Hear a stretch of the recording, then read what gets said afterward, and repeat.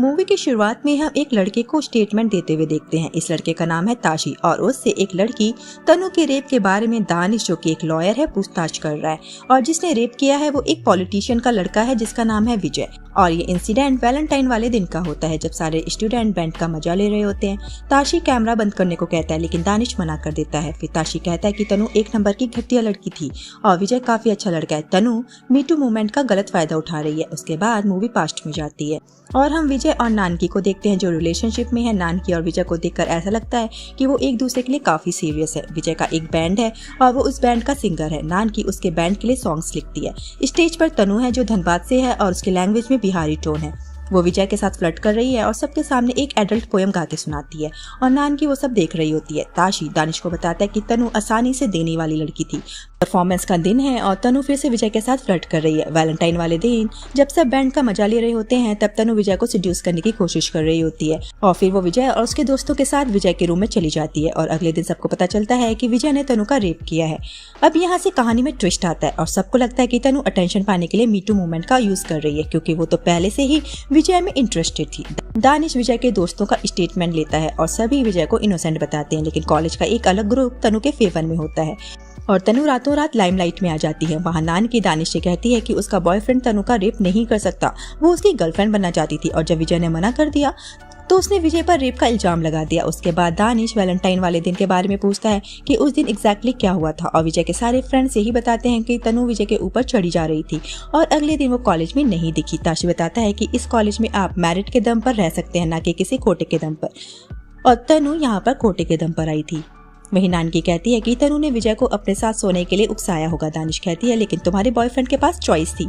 ये बात नानकी को सोचने पर मजबूर कर देती है। अब वो वहाँ से चली जाती है। जब वो मेट्रो स्टेशन से गुजर रही होती है तब उसके सामने एक आदमी मास्टरबेट करते हुए दिखता है और वो उसे बुला रहा होता है। नानकी उल्टे पैर वहाँ से चली जाती है और दानिश से उसे मेट्रो तक छोड़ने को कहती है।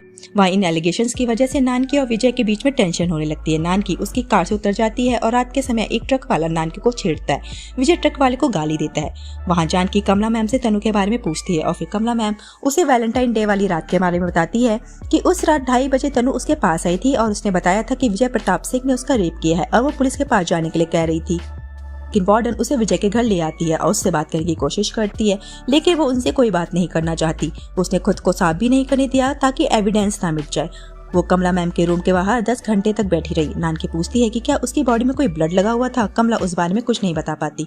वहाँ तनु वापस कॉलेज आ जाती है और रैली में हिस्सा लेने के लिए बाकी स्टूडेंट्स को इनवाइट करती है। तनु न्यूज और ट्विटर में सेंसेशन बन जाती है लेकिन तभी बार उल्टा पड़ जाता है जब दानिश को पता चलता है कि तनु को केस वापस लेने के लिए पैसे ऑफर किए गए थे और इस वजह से तनु गिल्टी है और बिना एविडेंस के अब तनु कुछ भी नहीं कर सकती और उसके एलिगेशन बेबुनियाद माने जाएंगे। वहाँ जब नानकी विजय के साथ इंटीमेट होकर जा रही होती है तब उससे गलती से बिस्तर पर वाइन गिर जाती है और उसको देखकर नानकी को लगता है कि जिस जगह तनु का रेप हुआ होगा उस बेड पर भी खून के निशान होंगे। नानकी विजय के हॉस्टल जाती है और उसका रूम चेक करती है लेकिन वहाँ उसे बेड पर कोई भी ब्लड का निशान नहीं मिलता। एविडेंस की कमी के कारण विजय को कोर्ट रेप के इल्जाम से फ्री कर देती है। विजय के डैड एक ग्रैंड पार्टी देते हैं। वहाँ दानिश भी होता है और नानकी दानिश को उसके साथ ड्रिंक करने को कहती है लेकिन दानिश कहता है कि उसे यहाँ घिन आ रही है। वहाँ तनु सुसाइड करने जा रही है लेकिन नानकी उसे बचा लेती है और फिर वो उस जगह जाते हैं जहाँ विजय परफॉर्म कर रहा होता है और फिर तनु स्टेज पर आती है और तनु के कपड़ों को देखकर ऑडियंस में खड़ी लड़कियां कहती हैं कि ये अब भी इस तरह के कपड़े पहनती है। तनु बोलना शुरू करती है और बताती है कि उसको विजय पर क्रश था जैसे कॉलेज की हर एक लड़की को है। वो उसके साथ रूम में जाना चाहती थी लेकिन उसके बाकी दोस्तों के साथ नहीं बल्कि अकेली। वो चाहती थी कि विजय उसे टच करे लेकिन उसके दोस्तों के सामने नहीं, इसलिए उसने विजय को थप्पड़ मार दिया और विजय का ईगो हर्ट हो गया और उसने तनु के साथ रेप किया, वो भी उसके दोस्तों के सामने। और उसके दोस्त उसका वीडियो बना रहे थे। तनु को काफी दर्द हो रहा था और तभी उसे एक आवाज आई किसी के मोबाइल के मैसेज टोन की और वो केपी के फोन की टोन थी। उसके बाद तनु केपी के पास आती है और सब कुछ बताने को कहती है। इसके बाद नानकी कहती है कि तनु तुम बिल्कुल विजय की तरह हो, उसे भी अटेंशन चाहिए और तुम्हें भी, लेकिन सिर्फ लड़कियों को ही समझाया जाता है कि उन्हें लड़कों के सामने कैसे बिहेव करना चाहिए, लड़के कुछ भी कर सकते हैं। उसके बाद केपी बता देता है कि उसने विजय को तनु का रेप करते हुए देखा था। उसके बाद सब शांत हो जाते हैं और विजय वहाँ से जाने लगता है लेकिन उसके खुद के दोस्त उसे वहाँ से जाने नहीं देते।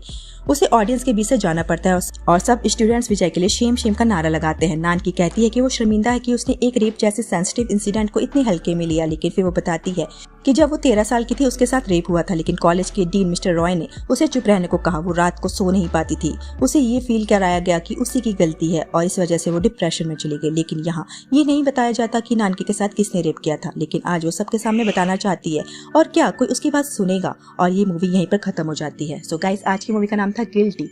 आपको इस मूवी का एक्सप्लेनेशन अगर पसंद आया हो तो कमेंट बॉक्स में लिख के जरूर बताइएगा, और चैनल को सपोर्ट करने के लिए प्लीज चैनल को सब्सक्राइब कर दीजिए। आज के लिए इतना ही, बाय।